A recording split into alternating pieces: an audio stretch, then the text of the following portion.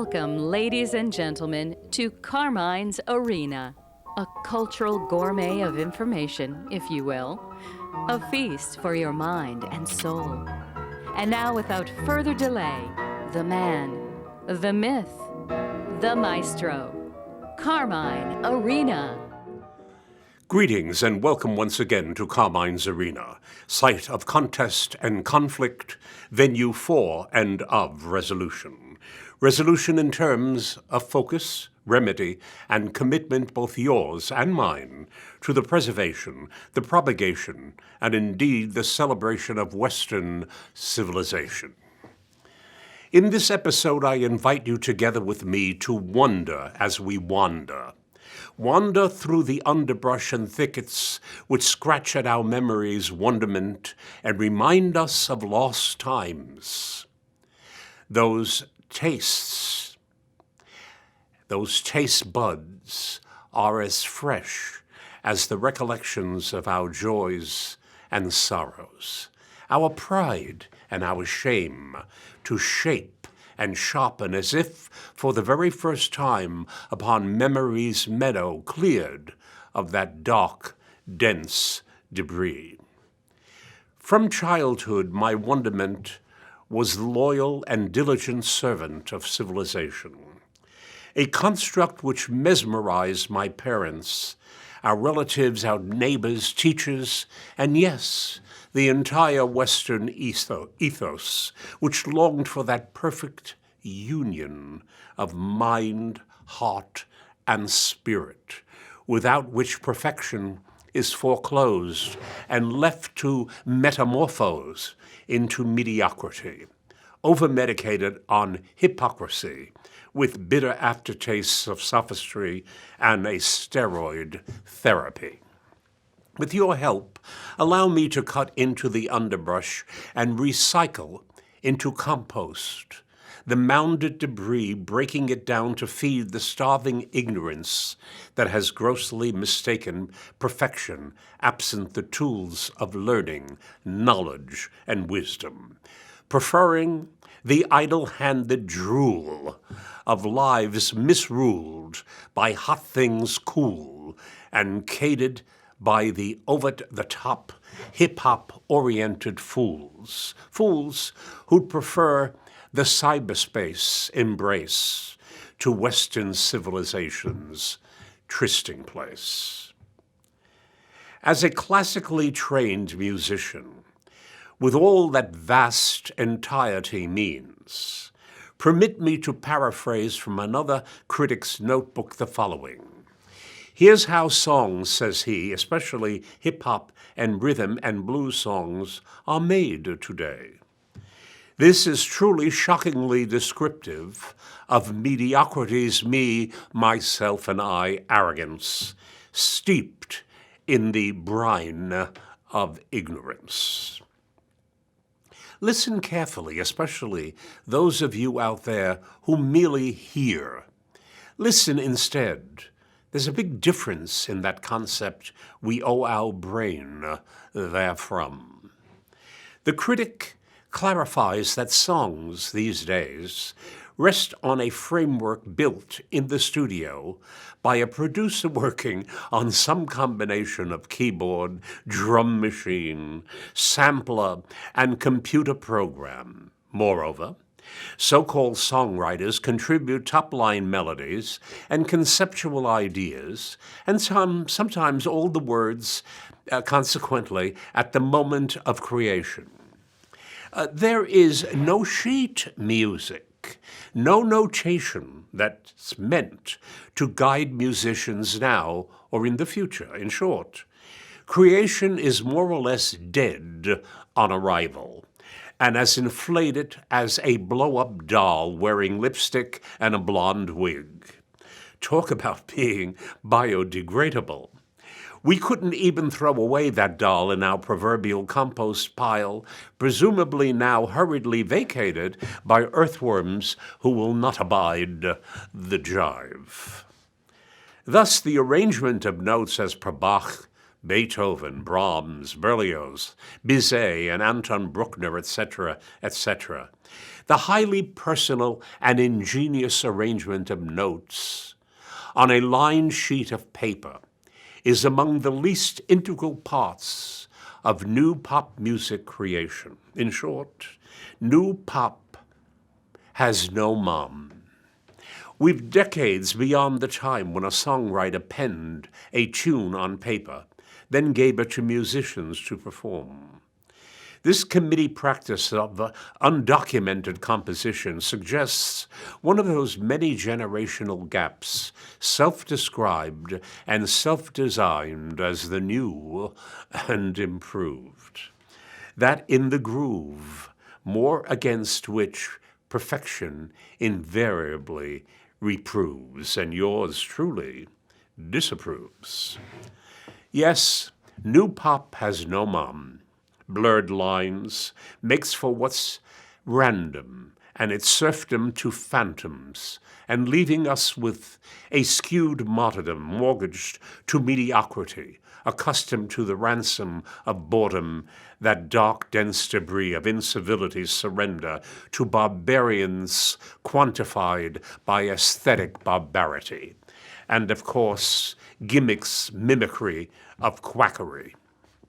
Let us please continue to wander as we continue wondering at the squander, wondering while yet cutting back the wild underbrush we are to utilize to amass the compost that shall become the fertilizing mulch strewn about our sunlit meadow of memory, our collective memory of civilization's beauty, civilization's promise, purpose, and perfections inspired by calm judgment and the momentum of predictable, inescapable consequences of bad behavior.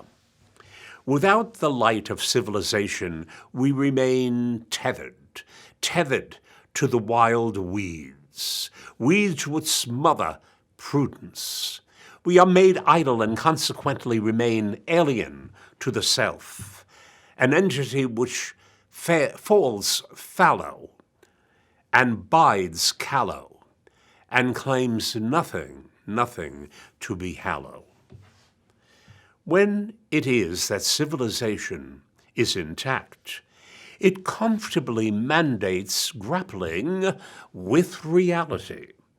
Reality is a corrective against cozy but goofy decisions. Reality which, heeded, teaches that if you can't get past a problem, get over it. To the extent we have ignored reality, to that extent we suffer a twisted, tangled undergrowth of knotted confusions that has us living with hope, a popular, politically correct word, whilst in actuality dying in despair while we mope. Allow me to remind one and all that civilization induces the genuine from its geniuses, not the synthetic from its mediocre. Western civilization is presently on life support. My ever-vigilant concerns and interests in and for its aesthetics is fairly similar to a dedicated physician's attention to the pulsing vital signs of a stricken patient. At this very instant, that stricken patient is humanity's mother. Yes, our mom. Civilization. She, the alpha and omega output of controlled, hands-on creativity. That human touch, that magic touch of art and/or fertile beauty, which heals the soul and enables and permits us to endure that one moment more. Endure that one moment more when surrender seems irresistible and reality naught but a swift pain. Art and its concomitant beauties, as noted by the great painter Vincent van Gogh, consoles those who are broken by life, console as would our mom. So much for my earlier warnings about blurred lines and audio tune, which keep score as would a blind umpire and a deaf referee, guided by the roar of the mob. On the other hand, those on the political left, brought to extremes, harbor a distrust for precepts that boldly reflect a Nietzschean truism. I refer, of course, to that great German philosopher and philologist Friedrich Nietzsche, who observed, "Life is the condition of knowledge, error is the condition of life." Thus, error may only be ameliorated by art, art which longs for perfection, while the left, who never too rarely admit that they are capable of error, merely assert, sans proof, the truth as they wish it to be. There goes out the window reality once again, which will slyly postpone judgment and consequences, allowing a diversity, as does the left, uses said diversity as a ruse to explain the hardcore unwillingness of any number of society's segments to integrate with Western civilization and keep themselves at a remove from what obligates the good in us as opposed to what obligates mere opinion.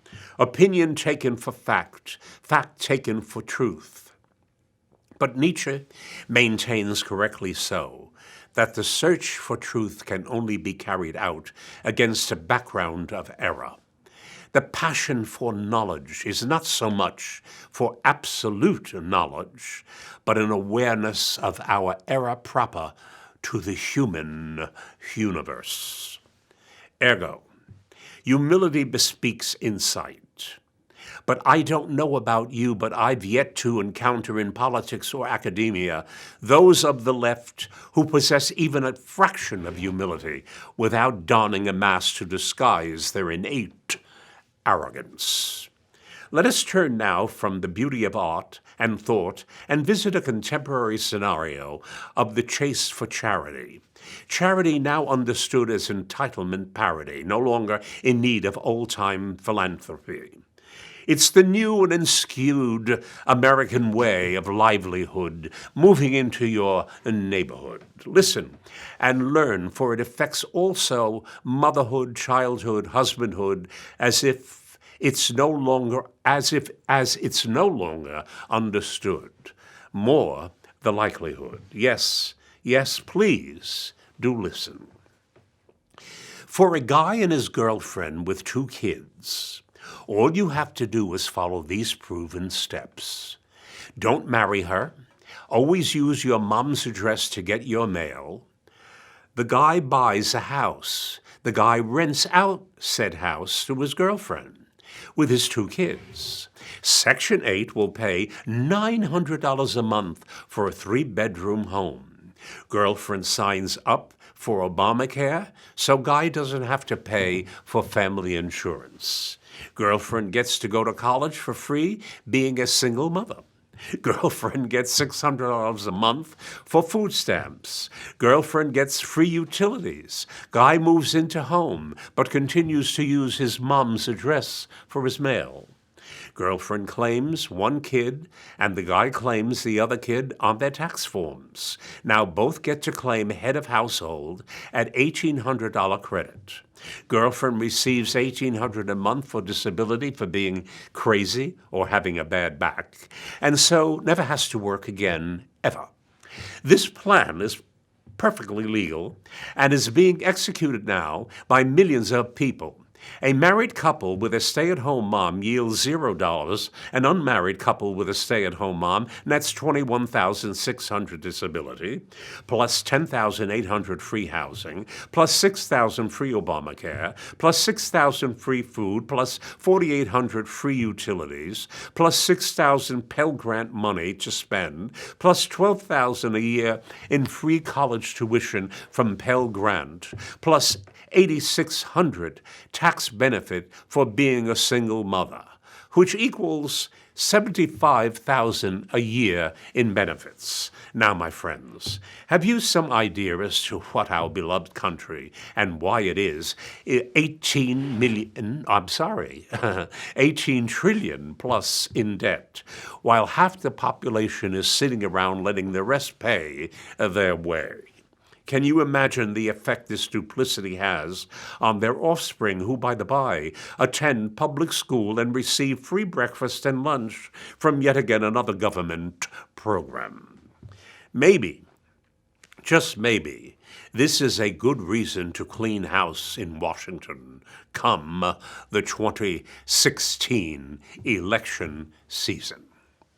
Let us continue to wonder as we wander through the thickets, hacking away at said government-neglected underbrush of deadwood, to convert same into a recycled compost to mulch and leave fertile our national psyche, ready ever to discover new use for entitlement weeds, who must learn to wed before they spread their seed, when out on a spree for greed, politically decreed by and for the weak-kneed. I trust we've agreed. Our renewed creed shall pronounce the search for truth postulated upon a background of error.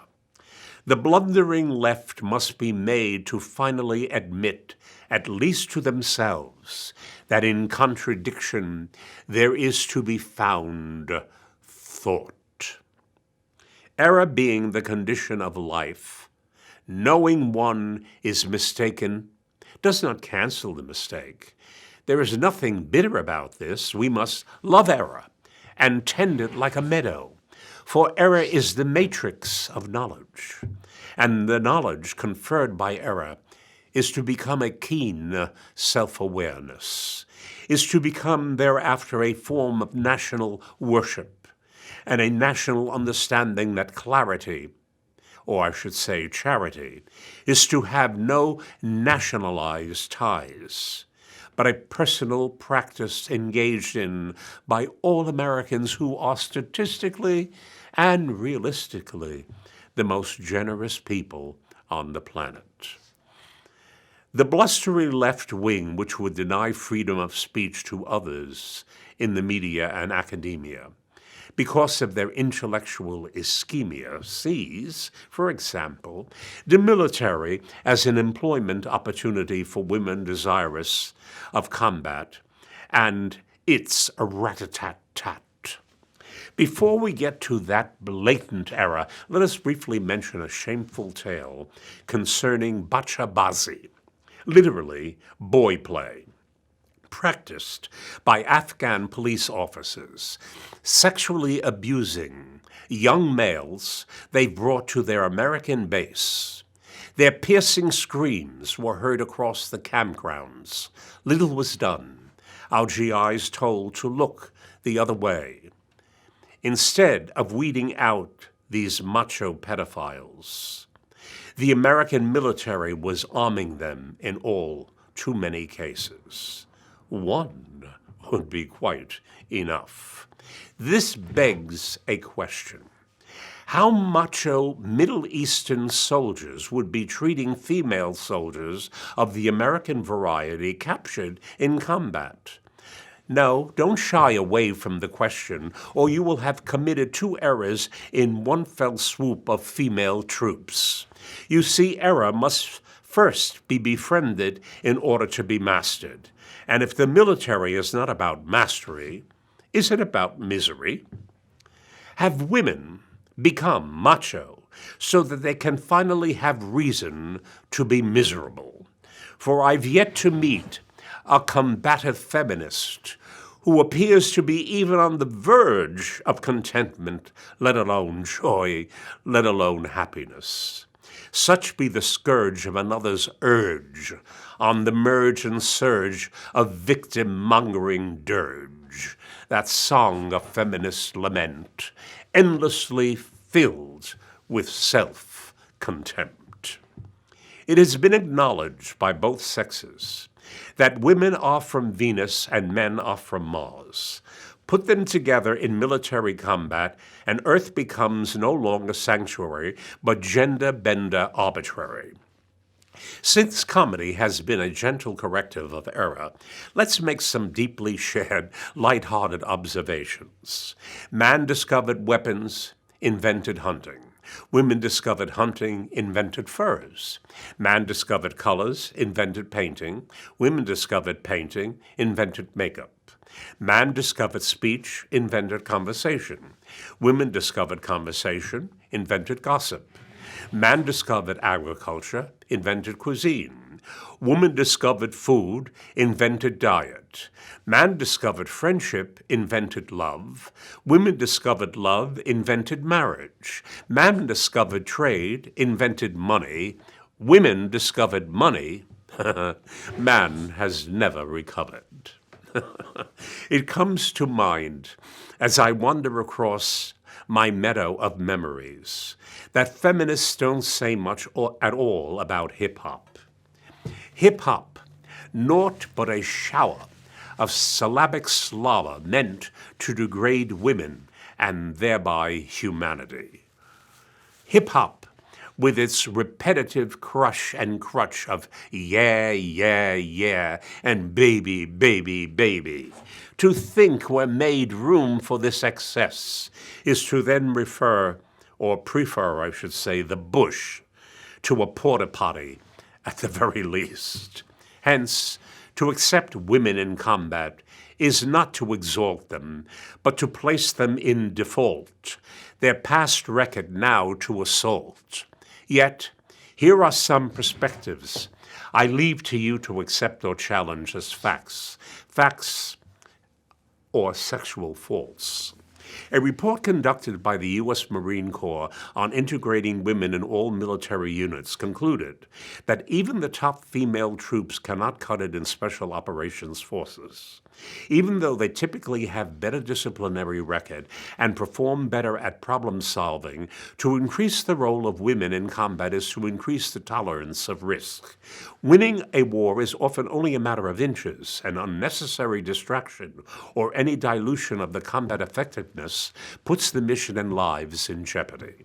Risking the lives of military units in combat in order to provide career opportunities or accommodate the personal desires or interests of an individual or group of individuals is more than bad military judgment. It is morally wrong. In May 2015, it was reported that all 8 female soldiers in the first co-ed class of the U.S. Ranger School failed to pass the first phase training. And this was the second attempt by all 8 women.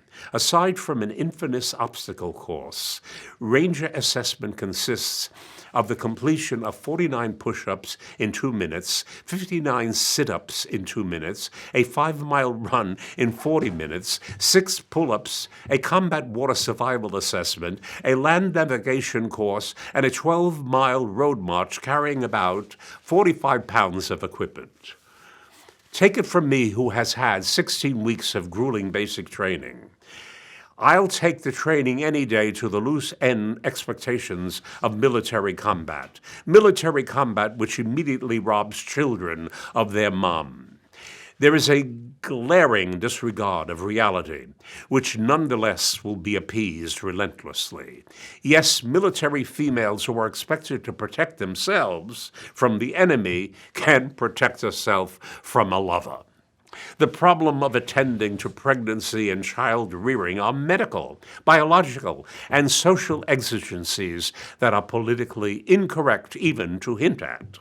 Western civilization put on hold so that societal mediocrity, mendacity, and maternal menace may mortify existence with impunity.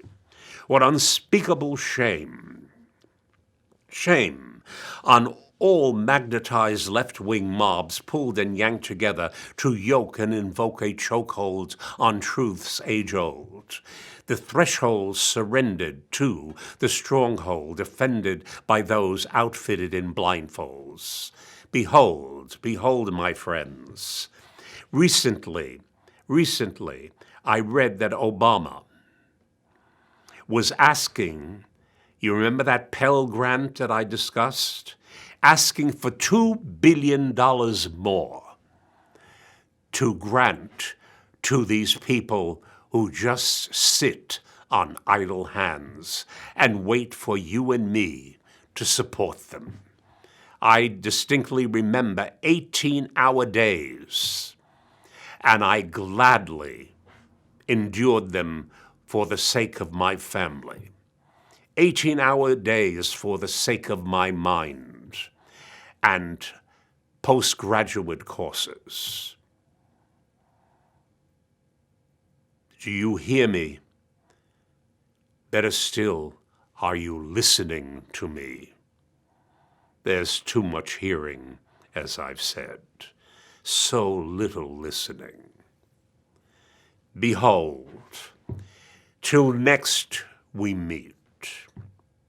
Please, please keep the faith long foretold, spun not by smoke and mirrors, but spun with fine gold 1,000-fold. Thus, through the thickets shall we wander as we wander, all that we've asundered, the better to ponder.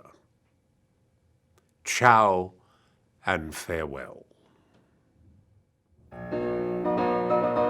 If you have any comments or other remarks, and that I perhaps could even read on some of these broadcasts, please do not hesitate to write to me, Carmine Arena, P.O. Box 1029, Larchmont, New York 10538.